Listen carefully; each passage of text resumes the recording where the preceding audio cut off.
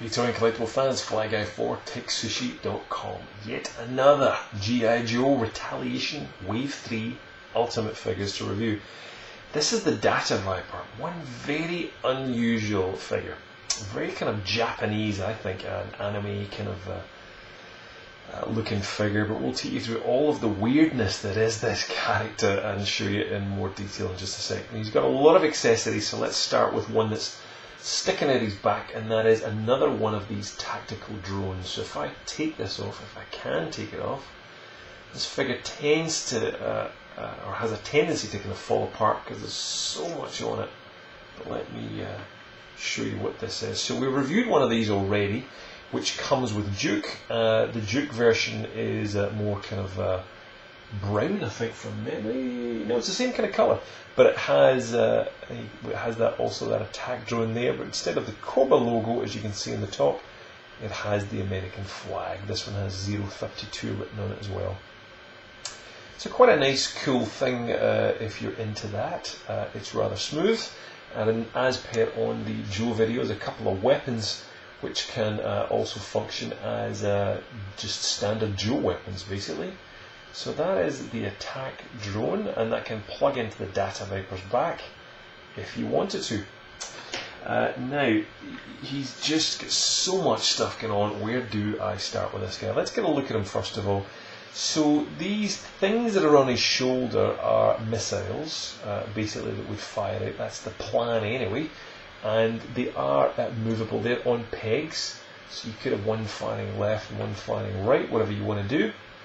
He's also got these huge kind of disruptor-like heatsink-like things he's holding on to. And the idea is the kind of backstory to this Data Viper, which came out at JoeCon, I believe it was, which this guy is connected to internet all the time. He's not quite downloading porn and downloading movies, but he's disrupting the Joes and all their kind of communications and whatnot, and he's also serving as a kind of, as you can see by the weird antenna and stuff on his back, a kind of command center always there for Cobra when they can't quite get a signal on their phone. You know, they're kind of holding the phone up, and this guy's there, he's getting the signal out for them, so sending those all-important text messages between the Baroness and Destro.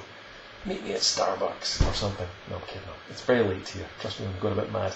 So look at all the paint and the detail on him. It's pretty awesome. It's kind of weird but awesome. It's kind of robotic at the same time.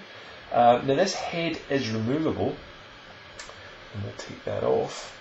And really, there's not a great deal going on to it. It's just this weird kind of conical, kind of cone head-like thing, but rather than being up, it's on its side. And underneath, we'll show you that in more detail shortly, is another kind of faceless head. Let's get this large contraption on the body off first of all, and then we'll get into the figure. So lots of removable parts here. This white part here, this large antenna can fall out just like that. It plugs in, as you'll see, into that connecting piece there, and then can move around. The same for this antenna. So that can move up and down and wherever you want it to, and again, if you pull it enough, it'll pop out.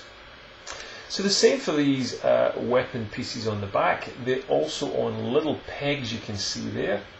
There's the camera just picking it up. So again, you can move those around whatever way you want, and again, that just slots over the figure's shoulder. I love the hexagonal little kind of almost data-like pieces that's going on there on the design of that, so very well done job by Hasbro indeed. So these large mittens that he's got are also detachable and come in different parts too. The cables are removable, so you can take the cables off, and you're then left with another part there which pops off, just about to pop off, and even a third part there you'll see which clips on over the arms, this kind of sheath that goes over the forearms there. It clips on with those yellow joystick-like pieces, which again are supposed to control the figures themselves. And they also, those little joystick things are on pegs too. You can see the other side there, just as my thumb is. So again, that allows that to be taken apart too. So everything can literally come apart on this figure. There's the detail underneath. We've got some good designs on this guy. This kind of cool blue jumpsuit that we've got. The Cobra logo. A couple of yellow dots. Don't know what they're doing. Looks like eyeballs. And the detail's just fantastic. It's just such an unusual, bizarre looking figure in some ways. Cobra logo on the arm there. Detail on the back. I recognise some of the leg parts. I've seen them before. I think it was a Pursuit of Cobra figure. But the rest of it, I have no idea. And that head sculpt is very unusual. So this guy's got to get very, very hot under all this gear he's carrying around, and a hell of a weight on him. But look, it's science fiction kind of stuff here. So this thing is falling apart. That's pretty much it. This figure, that's all this figure has. But it's cool. It's definitely cool. It's very different. He is selling like hotcakes. If you haven't already, I bought mine at dorksideToys.com. If you haven't, there's a link underneath to go and buy this if there's any left. Definitely pre-order. Definitely check out Dorkside Toys. They have a ton of G.I. Joe figures. They don't get, I don't know anyone else who gets as much as they do. They buy pallets of this stuff. Trust me, I've seen the photographs. Tons of G.I. Joes. And they sell them out like hotcakes. So get in quick and snap them up.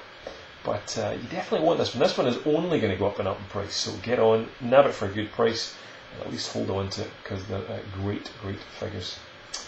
Do you like this? Is this just bizarre? Is it too Japanesey, Magna, Akira, kind of bizarre, futuristic even for G.I. Joe?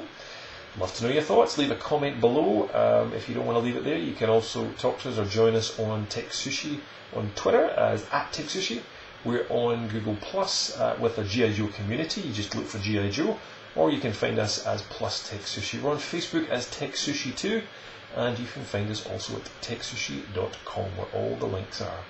Again, check out check out DorksideToys.com below for lots more Joes. And if you like the video, give it a thumbs up. If not, thumbs down. Let us know.